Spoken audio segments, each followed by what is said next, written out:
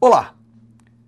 Essa é a nossa primeira aula de um curso, ou a parte de um curso que está visando introduzir para vocês as derivadas e as integrais.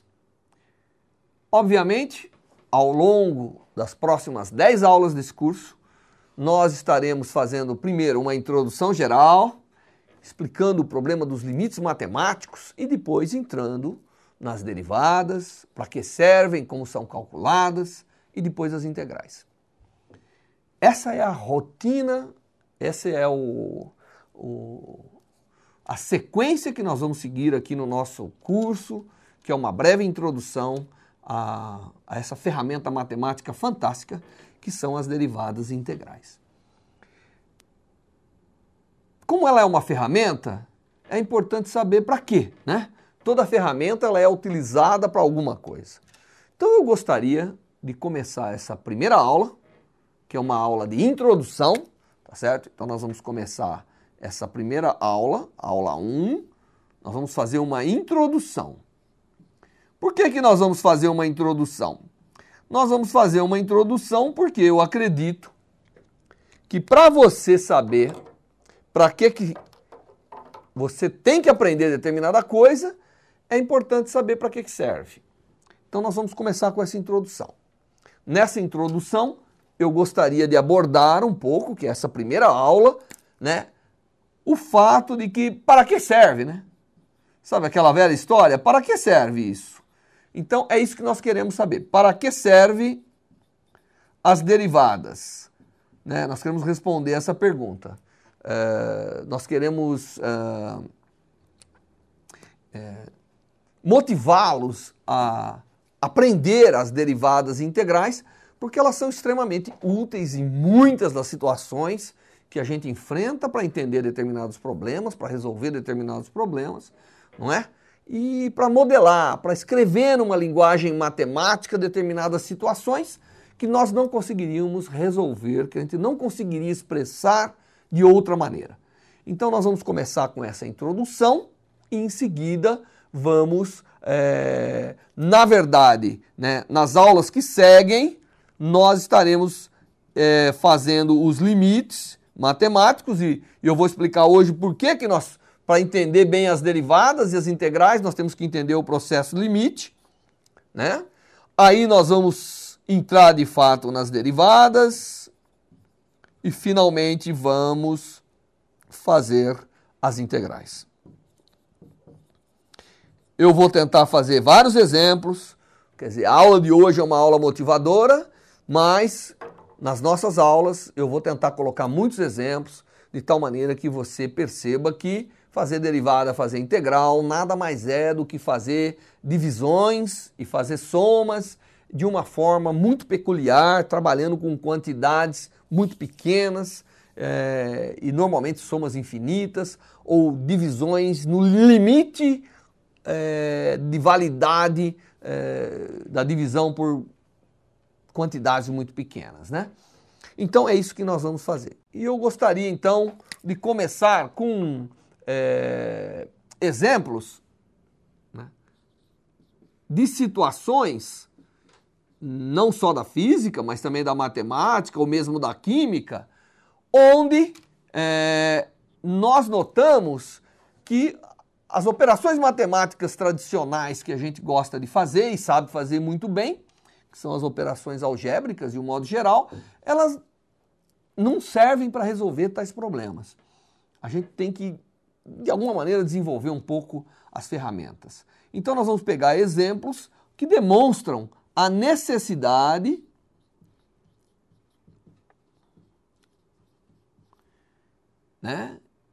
desses cálculos, a necessidade do cálculo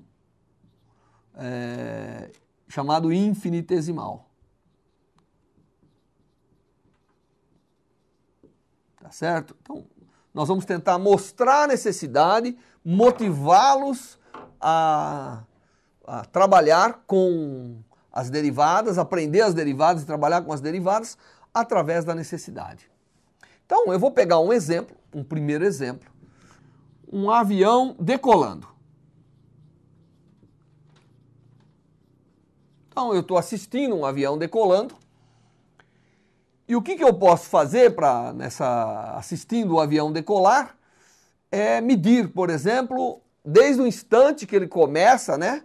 Então eu estou aqui, peguei essa situação, tenho aqui a minha pista e tenho aqui o meu aviãozinho, né? Obviamente meu aviãozinho é feito muito rudimentar e esse aviãozinho começa a se deslocar e vai até decolar. Tá certo? Então, é essa situação que nós vamos analisar.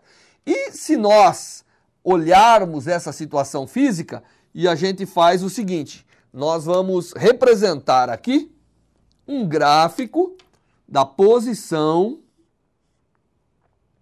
do avião como função do tempo.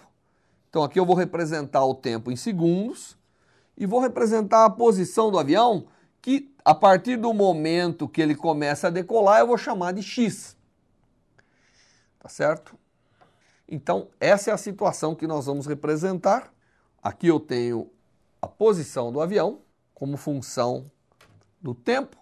E eu vou notar o seguinte, quando passou 10 segundos, eu vou marcar aqui 10 segundos, eu vou marcar aqui 20 segundos, eu vou marcar aqui 30 segundos, eu vou marcar aqui 40 segundos, eu estou marcando, tá certo? Eu notei que nos 10 segundos o avião estava numa posição aqui que era de 50 metros a partir da sua... Aqui eu vou expressar em metros, tá bom? Então ele estava a uma posição de 50 metros. Quando passou 20 segundos, ele estava a uma posição de 150 metros. Aqui então é 150. Quando passou 30 segundos, ele estava a uma posição de 350 metros da origem, tá certo? Então tá aqui, essa seria a posição de 350 e obviamente os pontos intermediários da posição do avião, inicialmente ele estava aqui, são esses aqui, né? E obviamente logo em seguida ele decolou. Então eu tenho aqui a situação que eu tenho um gráfico da posição do avião como função do tempo. E ela varia aqui de acordo com uma situação que eu não sei qual é a função. Eu sei que existe aqui um x de t, né, que representa isso aqui. E o que eu quero fazer? Eu gostaria de, a partir dessa medida, que é uma medida lógica de se fazer, né? Eu coloquei observadores e foram vendo nas marcas da pista qual era a posição do avião como função do tempo. E eu quero saber agora qual é a velocidade que ele tinha em cada instante do tempo que eu medi. Essa é uma situação onde usar o fato de que a velocidade é igual à distância percorrida dividido pelo tempo tem que ser feito com muita cautela, né? Porque se eu olhar a distância percorrida como função do tempo, eu vejo que, na verdade, se eu simplesmente usar a distância total pelo tempo, eu tenho o que nós chamamos de uma velocidade média. Mas, obviamente, todo mundo já viu um avião decolar, você sabe que em cada instante de tempo o avião tem uma velocidade diferente, né? Ele vai acelerando e a aceleração não é nem uniforme, então não é nem um movimento uniformemente acelerado, é um movimento cuja aceleração se desenvolve, nem a aceleração é uniforme. Não é? É essa situação aqui que eu fiz essas medidas e agora eu quero calcular a velocidade. Se eu colocasse um observador bem próximo aqui da posição de 50 metros, então eu fui lá, peguei um observador e falei, ó, você vai ficar lá em torno da marca de 50 metros. Tá? E você vai olhar o seguinte, quando o avião passar pela marca de 45, você me vê quanto tempo deu, e quando passar pela marca de 55 metros, você me vê quanto tempo deu. Porque eu sei o seguinte, que embora a velocidade do avião está variando de uma forma que eu não sei qual é, mas num intervalo muito pequeno ela não varia tanto, não é? Então, se eu chegar aqui e falar assim, olha, meça para mim o tempo aí entre 45 e 55, Aí o observador vai lá e vai falar, olha, eu medi e nesse intervalo ele gastou 1,2 segundos para percorrer. Então eu posso imaginar, né, com um erro não muito grande, que a velocidade dele, quando ele estava no tempo de 10 segundos, é da ordem de 10, que é o intervalo que ele percorreu, dividido por 1,2, que dá aí em torno dos seus 8,5 metros por segundo. Então você note o seguinte, que para medir a velocidade num determinado instante, eu tenho que olhar uma distância ao redor daquele instante, ao redor daquela posição, não é? Se por acaso eu conseguisse diminuir esse intervalo, a minha medida de velocidade exatamente nos 10 segundos, que é o que nós chamamos de velocidade instantânea, não é isso?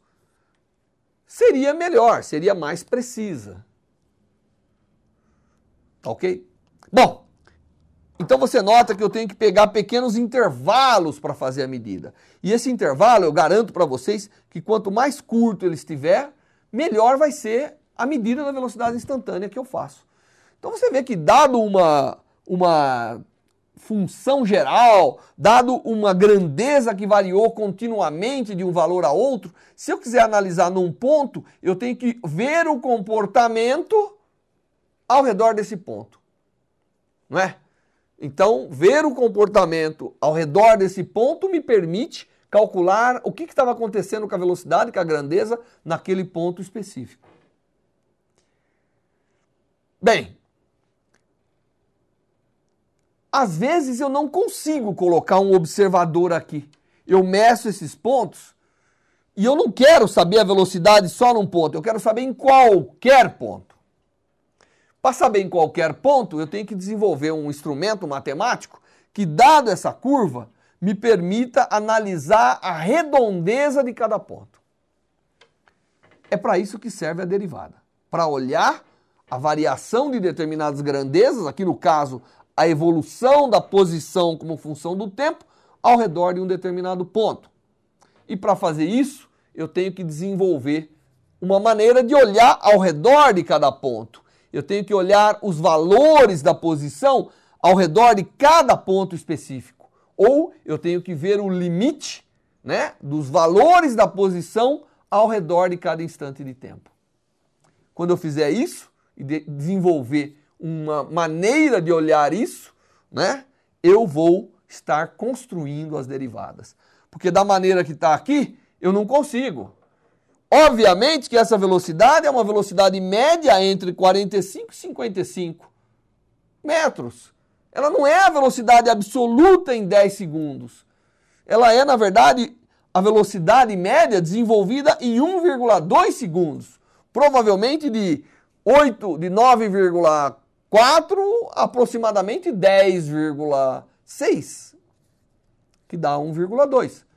Mas ela não é exatamente a velocidade naquele ponto. Se o avião tivesse um velocímetro e medisse, depois de 10 minutos que ele está decolando, qual a velocidade que o velocímetro mostrava, não é essa.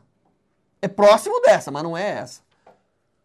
Agora, aqui eu fiz o melhor que eu pude. Se eu for diminuindo, olhando cada vez mais ao redor do 10, eu sou capaz de fazer.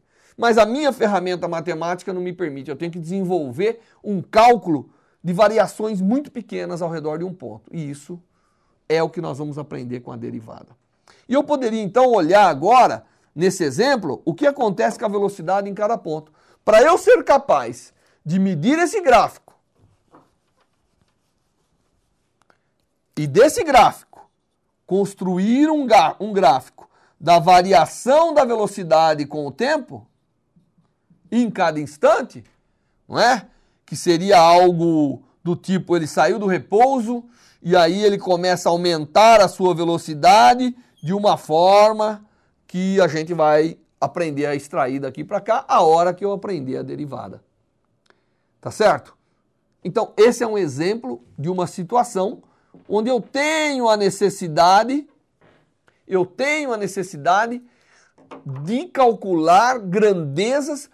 A posição varia continuamente com o tempo, mas eu tenho que extrair quanto que ela está variando em cada ponto precisamente. Para isso eu preciso da derivada. Só fazendo divisão de coisas não é suficiente, porque eu sempre vou estar dividindo por coisas finitas muito grandes.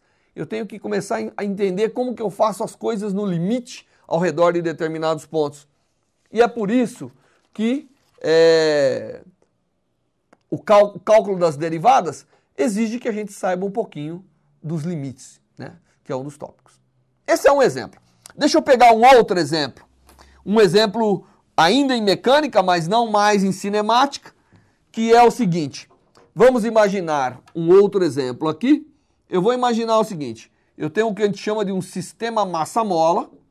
Eu tenho aqui uma mola, no qual eu prendo uma massa. Todo mundo já viu isso acontecer. E eu coloco essa massa para oscilar. Quando tudo está em repouso, essa massa fica aqui na posição que eu vou chamar de x igual a zero. Obviamente esse aqui é o eixo x para mim. E a partir do momento que eu desloco, ela começa a oscilar para lá e para cá. A mola faz uma força sobre a massa, é por isso que ela vai, a mola não deixa ela ir mais, ela vem, a mola não deixa ela aproximar mais. Então existe uma força aqui variável, tá certo? Existe uma força variável feita pela mola sobre a massa.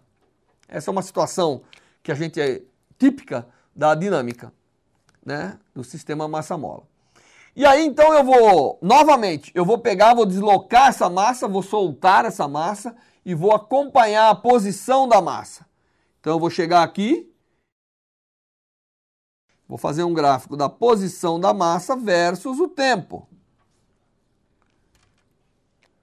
Se eu fizer isso, eu vou notar o seguinte, quando eu comecei, a massa estava aqui numa certa posição que eu vou chamar de x0, poderia ser, por exemplo, 10 centímetros. Então eu cheguei aqui e estava em 10 centímetros. Ela estava aqui, a 10 centímetros dessa posição. Aí eu soltei, eu observei que ela veio, passou do zero, voltou a subir, ela fez isso aqui. E continua. Essa é a posição dessa massa ao redor do tempo. Aí eu pergunto para vocês, como que eu consigo, dessa medida, que é uma medida lógica para fazer, determinar qual é a força que estava agindo sobre a massa em cada instante de tempo? Lembre-se que a força é uma grandeza vetorial, né? Mas aqui, obviamente, ela está sempre nessa direção, então é o sentido da força que é o nosso maior interesse. Como que eu faço isso? Eu tenho a posição, como que eu tiro a força? E eu garanto para vocês que esse é um exemplo onde a força tem um valor diferente em cada ponto. Em cada ponto dessa trajetória, a força que a mola faz sobre o objeto é diferente. Tá certo?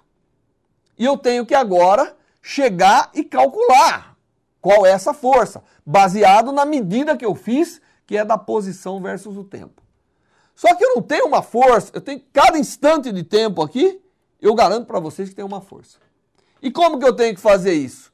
Bom, eu sei que, pela lei de Newton, se eu souber a aceleração em cada instante, eu multiplico pela massa do corpo aqui e tenho a força. E é assim que eu tenho que fazer. Mas para fazer isso eu tenho que calcular a aceleração em cada instante. E como que eu faço isso? Bom, professor, aceleração é a variação da velocidade. Então, se primeiro você for capaz de calcular qual é a velocidade em cada instante, aí recai no problema que eu mostrei anteriormente. Eu tenho que vir aqui, sentar e ver como que a distância progrediu ao redor de cada pontinho. É tedioso, porque eu quero em todos os instantes. Então eu teria que saber como que a velocidade variou ao redor de cada instante. Depois disso, saber como que a velocidade, com isso eu vou criar um gráfico de velocidade versus tempo.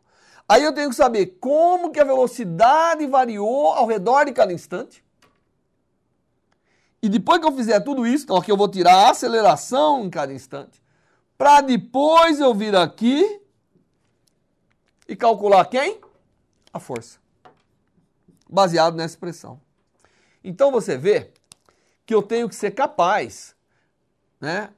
E a variação da posição em cada instante, que é a velocidade, vai também variar em cada ponto. Aqui não é um movimento uniformemente variado, não é também um movimento, é um movimento muito variado. Isso que eu posso dizer para vocês.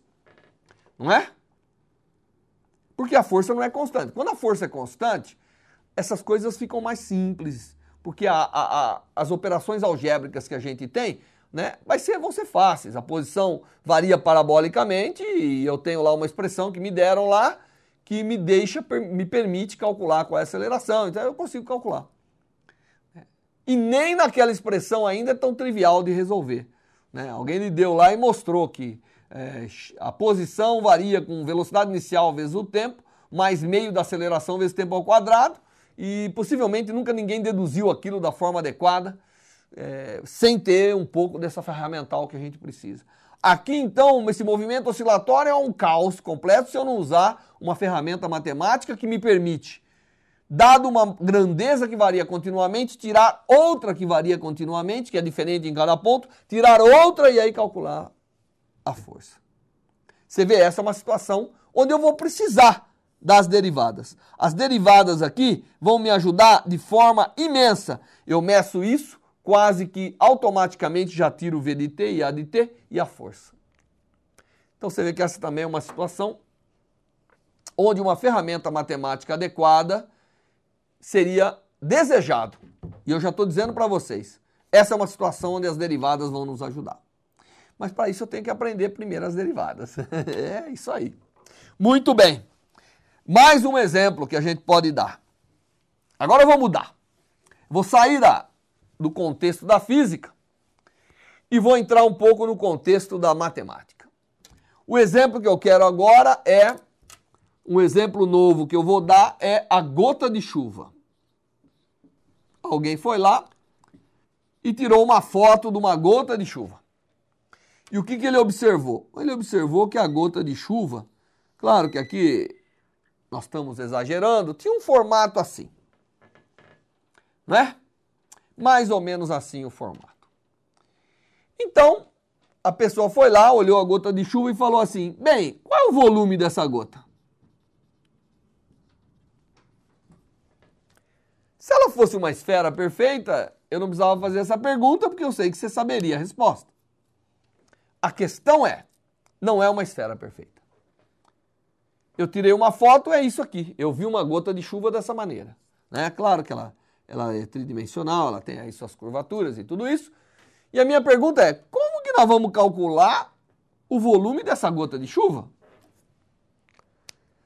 Parece simples. Como que eu vou calcular o volume dessa gota de chuva? Essa também é uma situação onde o cálculo com grandezas pequenas, que aqui no caso vai ser o cálculo integral, vai ajudar muito. Como que eu vou calcular? Uma das ideias de fazer é o seguinte, vamos pegar essa gota de chuva aqui, que eu desenhei, e vamos fatiar essa gota de chuva. Vamos criar várias fatias aqui. Eu vou tirar várias fatiazinhas dela, né? Como você tem uma boa imaginação, você vai entender que cada fatiazinha dessa que eu tirei parece-se com o quê?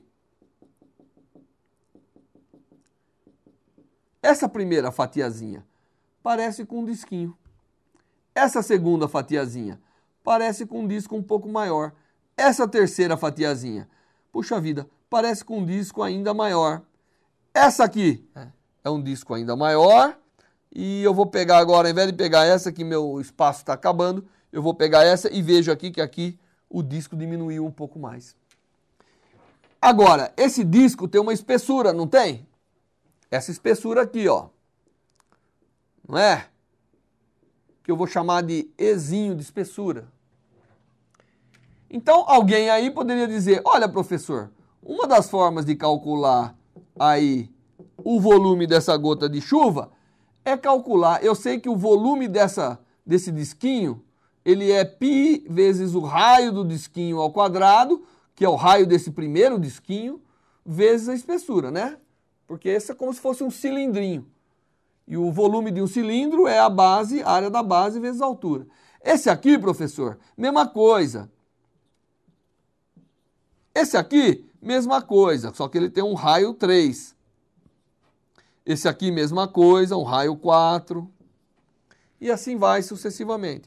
Se eu calcular o volume de cada um desses disquinhos aqui e somar, né, se eu somar tudo isso, se eu agora somar isso aqui, a soma de todos esses disquinhos, obviamente me leva ao volume, não é? Se eu imaginar cada fatiazinha encostada na outra, agora eu vou aumentar, eu tenho que aumentar muito, tem que ter muitas fatiazinhas. Mas se eu somar todas essas fatiazinhas, uma encostadinha na outra, né? Agora aqui eu teria que fazer muitas fatiazinhas. O máximo de fatiazinhas que eu posso. E somasse aqui o volume de cada uma dessas fatiazinhas, eu obviamente estaria chegando próximo, né? Aproximadamente ao volume da gota. Mas aqui, cada fatiazinha tem um raio que varia. Então eu tenho uma grandeza que varia e eu tenho que calcular outra, porque cada fatiazinha tem um raio, eu tenho que ser capaz de calcular o volume de cada fatiazinha dessa e, por fim, somar tudo. Como que eu faço isso? Parece simples, mas não é. A maneira de fazer isso é o cálculo integral. O cálculo integral vai me permitir calcular, né? Isso eu vou fazer através da integral. O que a integral faz é exatamente isso. Se eu sou capaz de definir aqui e olhando o formato da gota, essa superfície da gota, basicamente o que eu teria era o raio da gota, né? Ó, aqui é o raio, ó, como função da posição. Então, se eu tiver essa projeção da gota, sabendo que ela é simétrica ao redor desse eixo aqui, não é? Ela é simétrica por rotação desse eixo, eu seria capaz de, sabendo a distância da parede até aqui, saber o raio como função da posição, e eu garanto para vocês que aí eu sou capaz de determinar o volume da gota. Através do quê? Através de uma nova ferramenta que nós vamos aprender, que é o cálculo integral. Então você vê. Agora, para fazer isso, eu tenho que ser capaz de calcular fatias muito pequenininhas, de espessura muito pequena. Então eu tenho que aprender a calcular, né, a geometria de uma fatia quando a espessura é muito pequena. No limite da espessura quase zero. Também tenho que aprender limite para saber fazer integral. E aí eu vou ter que saber somar muitas coisas pequenas, que é o cálculo das integrais. Então esse é um outro exemplo que mostra que eu preciso do cálculo integral para calcular essas coisas. Existe um outro exemplo que eu quero dar para mostrar a necessidade do cálculo integral para vocês, que é o seguinte. Vamos imaginar que você estava lá dentro do carro, um carro que está andando na estrada, e você foi lá, né? Estava lá dirigindo com seu pai, ou com seu namorado, ou com a namorada, você não tinha muito para fazer, você falou, deixa eu ler o velocímetro do carro em cada instante da nossa viagem. Então você foi lá, não é? E começou a medir como era a velocidade do carro, olhando o velocímetro. Você estava lá no interior do carro. Então você está lá dentro do carro, olhando o velocímetro, olhando o seu relógio, tomando nota. Aquela coisa que a gente... tem gente que gosta de contar vaquinha na estrada, tem gente que gosta de contar poste, tem gente que gosta de não sei o quê. Você quer olhar o velocímetro e fazer uma tabela.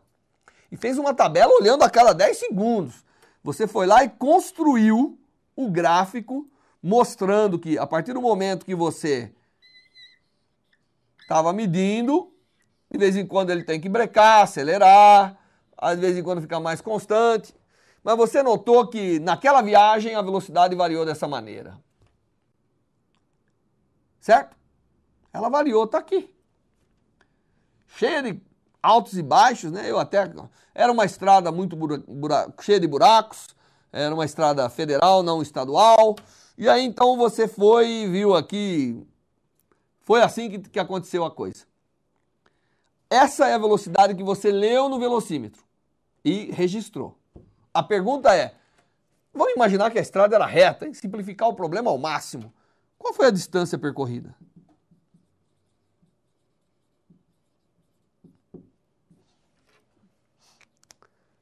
O seu carro faz isso automaticamente. Quando você tem lá o velocímetro e tem o local que mede a distância percorrida, você está fazendo, o carro está fazendo essa pergunta, está respondendo para você essa pergunta. Mas eu quero saber, a partir desse gráfico, como que o carro fez a conta. De alguma maneira, o carro sabe pegar esses dados e converter na distância total percorrida. Uma das formas de fazer é vir aqui e falar, bom, eu vou olhar em cada intervalinho pequenininho, não é? Eu vou olhar no intervalo muito pequeno, onde a velocidade variou pouco, ali eu sei que a distância percorrida, ela é, naquele pequeno intervalo, é a velocidade naquele instante preciso, vezes um intervalo de tempo ΔT, que eu considerei pequenininho. E é bom que esse intervalo de tempo seja muito pequenininho, porque a velocidade está variando. Nos 10 segundos que você estava medindo, a velocidade estava variando já, né? O motorista brecava, tirava, acelerava, fazia o diabo. Então, eu tenho que ser capaz de analisar cada intervalinho ΔT e vir com a velocidade total. Não é isso? Para isso eu preciso do cálculo integral. Para isso ele serve bem, né? Para saber que tem grandezas muito pequenininhas que somadas dão essa grandeza macroscópica total que foi. Para isso eu tenho que ser capaz de olhar essa curva em intervalos de tempo muito pequeno. Eu tenho que ser capaz de olhar essa curva no limite de intervalos de tempo muito pequeno. Novamente, justificando por que nós vamos ter que aprender limite para entender o cálculo integral. Então esse é outro exemplo que mostra que eu preciso saber sim cálculo integral para poder resolver esse problema. Agora eu quero dar um exemplo para vocês que foi como nasceu o cálculo integral. Nós vamos lá olhar um exemplo do Newton, né? E o Newton, ele foi o descobridor da lei da gravitação. E a lei da gravitação, se a gente não aprendeu ainda, mas já aprendeu lá no colegial, eu sei que se eu tiver duas massas aqui, uma localizada numa posição distante da outra, essa é a massa 1, essa é a massa 2, né? A uma distância R1, 2, o que a lei da gravitação diz para nós é que a força entre a massa 1 e a massa 2 é atrativa, vale uma constante universal, vezes a massa 1 vezes a massa 2, dividido por essa distância entre elas ao quadrado. Essa é a lei da gravitação universal. O Newton descobriu essa lei. Só que o Newton descobriu essa lei olhando a Terra, que aqui eu vou representar assim, que é uma esfera enorme, e um corpinho aqui, pequenininho, caindo sobre a Terra. Aí o Newton tinha que fazer o seguinte, a massa da Terra está distribuída ao redor de todo o planeta, tá certo? Como que eu provo que é como se a massa tivesse toda no centro? De tal maneira que a força que é exercida sobre, que é o que nós chamamos de força-peso aí, né? Sobre essa massa é exatamente atrativa, por isso que tem o sinal menos, vezes a constante de gravitação universal, vezes a massa da Terra, vezes a massa do corpo, dividido pela distância do centro da Terra até a massa, que eu vou chamar de R, ao quadrado. E obviamente que essa grandeza aqui, quando essa distância não varia muito, é o nosso G, né? A nossa aceleração da gravidade. Então o Newton tinha que provar que uma distribuição de massa esférica se comporta como se toda a massa tivesse concentrada no centro. Essa força aqui vale para duas massas pontuais. Duas massas localizadas, uma na posição 1, uma na posição 2. Mas Newton queria mostrar que ela valia se isso aqui fosse uma distribuição esférica. Então ele tinha que fazer agora ele tinha que considerar cada porção dessa esfera como sendo uma porçãozinha pequenininha, como se fosse pontual, vir aqui, calcular qual era a interação dessa porçãozinha pequena com aquela massinha M e somar todas as contribuições.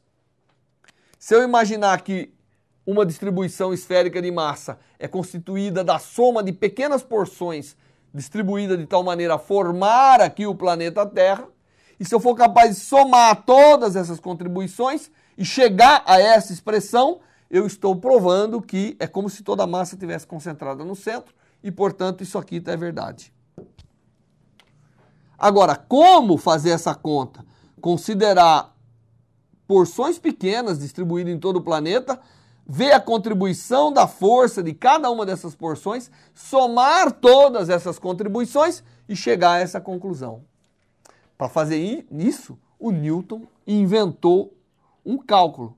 Ele inventou praticamente o cálculo integral para fazer isso.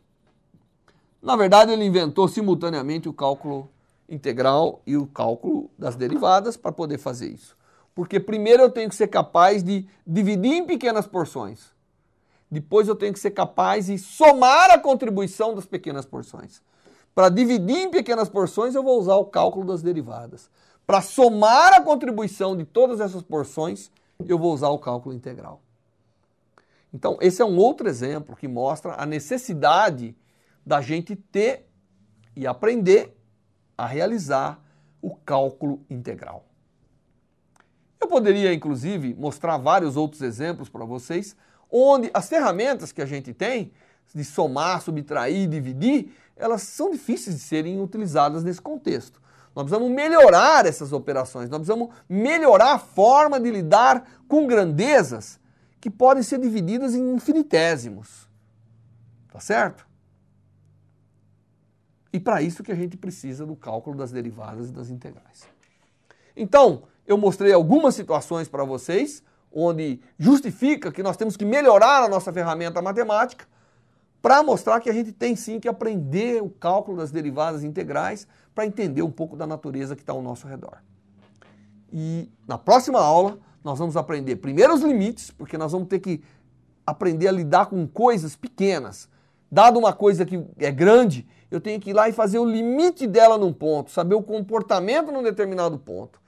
E para isso os limites são importantes, né? E a partir daí, elaborar um pouco do cálculo das derivadas e elaborar um pouco do cálculo das integrais.